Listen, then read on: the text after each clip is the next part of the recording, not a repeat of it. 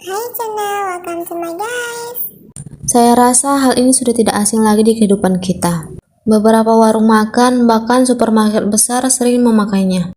Aku orangnya suka sekali jajan di luar. Bahkan, aku sering menyuruh suamiku membeli makanan di luar. Hari itu, aku pengen sekali makan bakso. Malam harinya, kita berdua makan di warung bakso rekomendasi suamiku. Tempatnya dekat rumah sakit, katanya paling enak dan ramai terus.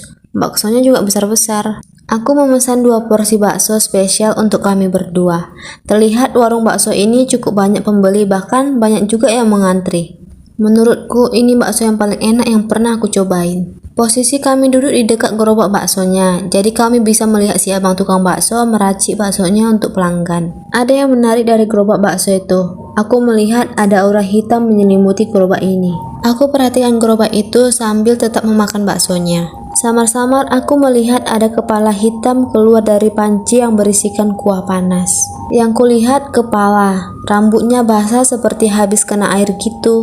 Dari situ aku yakin ternyata tempat ini pakai penglaris. Sekarang mata kami tatap-tatapan. Nampak jelas seorang wanita berwajah rusak, rambutnya acak-acakan dan basah. Tapi yang nampak hanya kepalanya aja. Dia memandangiku seakan-akan menyuruhku untuk diam dan jangan memberitahu ke pelanggan yang lain. Aku menunduk dan seketika itu aku merasa gak selera lagi, sedangkan suamiku masih memakan bakso itu dengan lahapnya.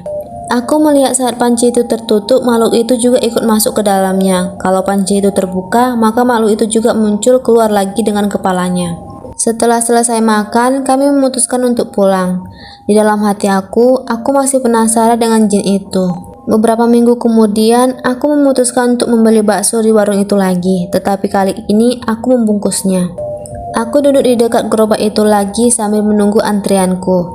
Kondisinya masih sama, makhluk itu masih ada di panci air panas itu. Sesampainya di rumah, aku ragu memakannya, sedangkan suamiku lahap sekali. Tiba-tiba suamiku bilang, "Baksonya kok hambar ya dek? Gak seenak kemarin yang kita makan." Aku langsung mencobanya. "Iya ya bang, rasanya hambar." Lalu suamiku menemukan rambut di bakso itu. Dia mengira rambut aku yang jatuh dan rontok ke makanan itu. Padahal rambutku warnanya coklat, sedangkan rambut yang di mangkok itu berwarna hitam dan keriting. Biar suamiku nggak curiga, aku tetap memakannya dan memang rasanya nggak enak sampai aku menambahkan garam di bakso itu. Beberapa hari kemudian, aku memberitahukan suamiku kalau bakso itu pakai penglaris. Setelah itu, kami nggak mau lagi kembali ke tempat itu. Sebenarnya, banyak sekali tempat-tempat yang masih pakai penglaris di kotaku. Tetapi aku hanya cuek dan terpaksa membeli karena nggak ada tempat lain. Atau terkadang suamiku yang kusuruh membeli karena aku nggak mau melihat jin yang menjijikkan itu. Bayangin gimana kalau makanan kalian diludahin sama pocong atau sejenisnya yang menjijikkan gitu guys. Coba bayangin guys, gimana? Oke, lanjut ke cerita yang kedua. Pernah juga waktu aku bekerja sebagai SPG di salah satu supermarket terbesar di kotaku. Memang tempat ini selalu ramai dari tahun ke tahun. Bahkan supermarket ini sudah ada sebelum aku lahir. Supermarket ini terdiri dari 4 lantai. Lantai pertama tempat parkir, lantai kedua tempat supermarket, lantai ketiga tempat jual baju, dan yang keempat tempat gudang penyimpanan barang. Di bulan pertama aku bekerja, nggak ada yang mencurigakan, semua normal. Tetapi setiap aku berangkat kerja untuk masuk ke supermarket, aku harus melewati ruang parkir yang begitu besar. Pasti di sana aku menemukan makhluk aneh dan ada juga yang lucu. Aku melihat ada yang menyerupai patung kucing yang biasa dipajang di toko-toko dan wajahnya seram. Dan dia juga tinggi besar dan gemuk seperti raksasa. Dia berjalan-jalan di parkiran, tapi aku nggak tahu jin apa itu. Setiap berangkat shift pagi, aku selalu melihat dia sering berada di basement atau tempat parkir. Kalau siang, aku melihat makhluk itu berada di depan pintu masuk, dan tangannya seperti melambai ke semua orang. Aku merasa dialah penglaris di tempat itu. Aku bercerita kepada rekan kerjaku bahwa tempat ini pakai penglaris. Bahkan temanku bercerita bahwa sering sekali SPG di gudang kesurupan. Beberapa bulan kemudian diadakan perayaan HUT ulang tahun swalayan ini. Seluruh karyawan diminta untuk berkumpul di lantai paling atas.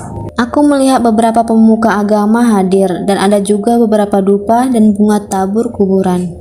Pemuka agama kemudian berdoa dan membakar beberapa dupa. Aroma dupa memenuhi seluruh ruangan. Seluruh penghuni swalayan itu berkumpul menjadi satu. Mereka berkumpul menikmati aroma dupa dan makanan berupa sesajen. Tidak ketinggalan makhluk besar seperti kucing itu, dia juga sangat menikmati sesajennya. Tidak hanya satu, tetapi ada sekitar 3 makhluk yang hampir sama. Mereka ditugaskan sebagai penglaris dan sebagai pengikat daya tarik pelanggan. Sampai sekarang pun setelah aku keluar dari pekerjaan itu, tempat itu masih sangat ramai pengunjung, sampai-sampai aku dulu kewalahan menghadapi pelanggan saking ramainya. Oke guys, sampai di situ dulu ceritanya. Yang mau berbagi cerita bisa kirim langsung ke email aku dan sertakan nomor HP yang bisa dihubungi. Oke, sampai di situ dulu ceritanya. See you next video ya guys. Bye bye.